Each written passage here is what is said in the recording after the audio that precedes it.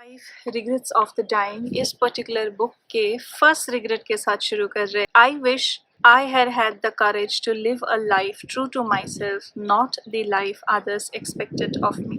तो यहाँ पे स्टोरी शुरू होता है ग्रेस के साथ। ग्रेस जो कि एक फीमेल है, शी इज़ 80+ और अपना पूरा ज़िंदगी वो अपने मैरिज के बारे में सोचती हुई नज़र आती है काफ़ी समय पे। So she is married more than 50 years and उनके जो हस्बैंड होता है ना, हर हस्बैंड वॉज मोर और लेस लाइक अ टायरेंट। तो वो उसको रूल करते थे, डोमिनेट करते थे एंड ऑल ऑफ दैट। अब हस्बैंड का ये सिनेरियो हुआ that he had to seek medical help और वो परमानेंटली रेफ़र कर दिए गए टू द नर्सिंग होम। तो उसके बाद ग्रेस थॉट कि अब मैं अपनी ज़िंदगी जो है अच्छे से जीऊँगी, because her whole life she did not have the courage to get away from her tyrant husband. लेकिन ग्रेस ने यहाँ पे ये चीज़ भी कहा है कि ऐसा नहीं है शी इज़ अगेंस्ट मैरिज और समथिंग, लेकिन उस समय का, उस टाइम का जो जनरेशन था ना, कि मैरिज चाहे कैसा भी हो, आज तक हम देखते हैं कि डाउरी को लेके किसी को मार दिया, या फिर मैरिज अच्छा हो बुरा हो वायलेंस हो रहा है, किसी भी हद तक हो रहा है। गरीब से गरीब और अमीर से अमीर काफ़ी सारे लोग ऐसे निकल के आते हैं जो कि वापस से बच्ची को उस घर पे छोड़ के आते हैं जहाँ उसके अगेंस्ट मारपीट हिंसा हुआ, लेकिन अल्टीमेटली जाके it leads to death of the female, या फिर किसी को इतना परेशान कर देते कि खुद ही मर जाते हैं। तो ये सब सिनेरियो देखने को मिला। So she regrets that thing, she regrets that क्यों वो उस चीज़ को टॉलरेट करती रही। मोरओवर अब 80+ में भी शी वाज एक्सपेक्टिंग कि चलो अब वो अपना ज़िंदगी को कुछ तो जिएगी, है ना। लेकिन उसमें क्या हो गया, she again fell ill because long term smoking का जो आदत था उसके हस्बैंड का घर के अंदर ही, उसकी वजह से उसको एक दिक्कत हो गया था, जिसकी वजह से बहुत ही जल्दी उसका हेल्थ जो है वो ख़राब होना शुरू हो गया था। तो that is the reason she started regretting very badly and वो अपना रिग्रेट बार बार शेयर करती है कि ये बात अच्छे से सुन लो, the regret of not having lived a life true to themselves. ये फ्रस्ट्रेशन बहुत सारे क्लाइंट्स को यहाँ पे बताती है ऑथर। ये फ्रस्ट्रेशन आता है और इस फ्रस्ट्रेशन की वजह से बहुत सारे लोग अब बाद में तो कुछ कर नहीं सकते, बट स्टिल इससे लगातार लगातार इसके वजह से वो लोग को दिक्कत, प्रॉब्लम जो है वो फेस करना पड़ता है, फ्रस्ट्रेशन फेस करना पड़ता है अपने डाइंग टाइम पे, अपने डाइंग डेज में। Now don't you ever let anyone stop you doing what you want Brownie. ये अभी जो ग्रेस है ना, जो 80+ है, जो अपने डाइंग बेड पे है, वो यहाँ पे नर्स को बता रही है, अपने बार बार ये कह रही है कि तुम किसी को ये मत करने देना तुम्हारे साथ, you don't let anybody tell you that, और इंडिपेंडेंटली तुम अपने हिसाब से यहाँ पे अपना ज़िंदगी जो है वो जीना। फिर बीच बीच में ऑथर अपने दुख के बारे में भी इसमें इंक्लूड करती है कि किस तरीके से उन्होंने जॉब्स चेंज किए, शिफ्ट किए, और किस तरीके से उन्होंने कंपैशन को सीखा है।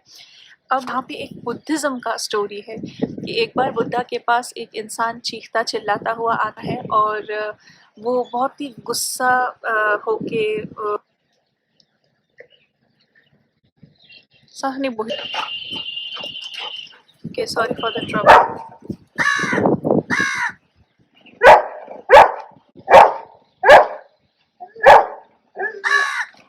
तब Cham, stop.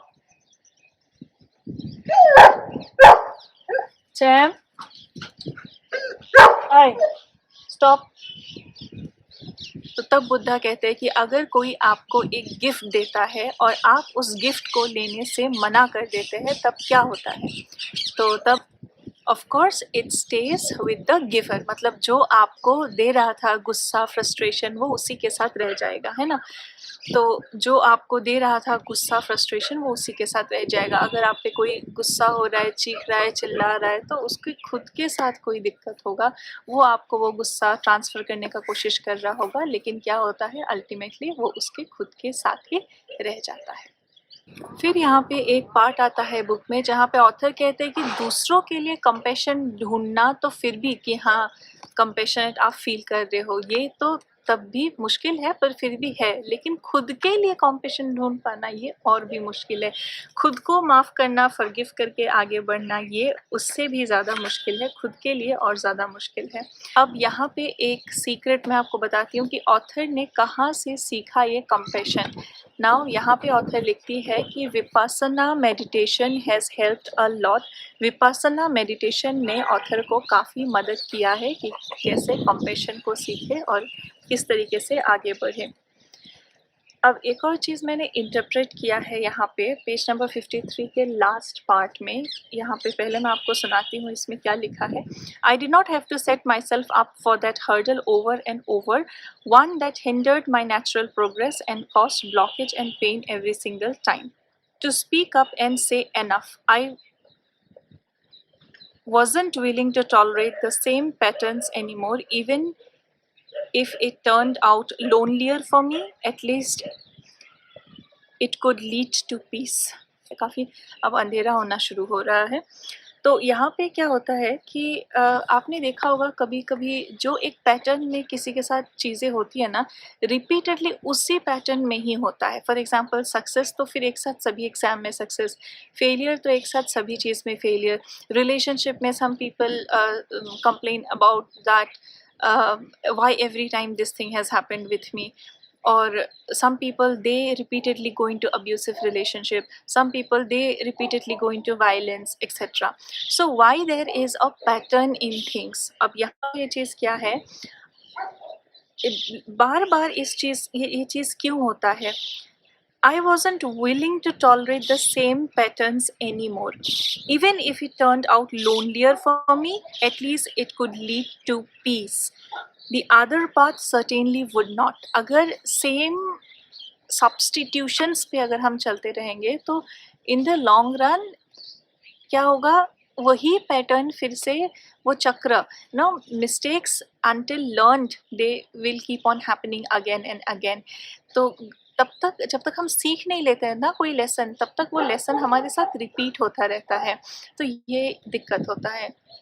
तो यहाँ पे इसलिए क्या कहा गया है दैट एटलीस्ट भले ही आपको लोनलियर फील हो कुछ समय के लिए कि हाँ हम अकेले हैं अभी कुछ समय के लिए, but at least ultimately it is going to lead to peace. तो फिर उसके जस्ट बात ये हो गया, तो ये रिग्रेट नहीं होना चाहिए। और अगर आपको लगता है आप वहाँ बने रहे 24 घंटे तो आप वहाँ बने रहे, but again there are terms and conditions. और कोविड पे तो पता नहीं कितनी ज़िंदगी इस तरीके से चले गए जिसके वजह से गिल्ट जो है वो मन में रह गया। अब कोविड समय पे बिना कोविड वाले भी लोग जिनको कोविड नहीं हुआ था उनका भी माइनर ट्रीटमेंट्स के लिए भी जो प्रोसेस था वो कितना कॉम्प्लिकेटेड हो गया। The world has seen so much, everybody has been through so much कि ये जो पोस्ट कोविड पीरियड है वहाँ पे फैमिली के लिए रिस्पेक्ट, सब रिलेशनशिप के लिए रिस्पेक्ट, रिस्पेक्ट टुवर्ड्स लाइफ, सब लगी है।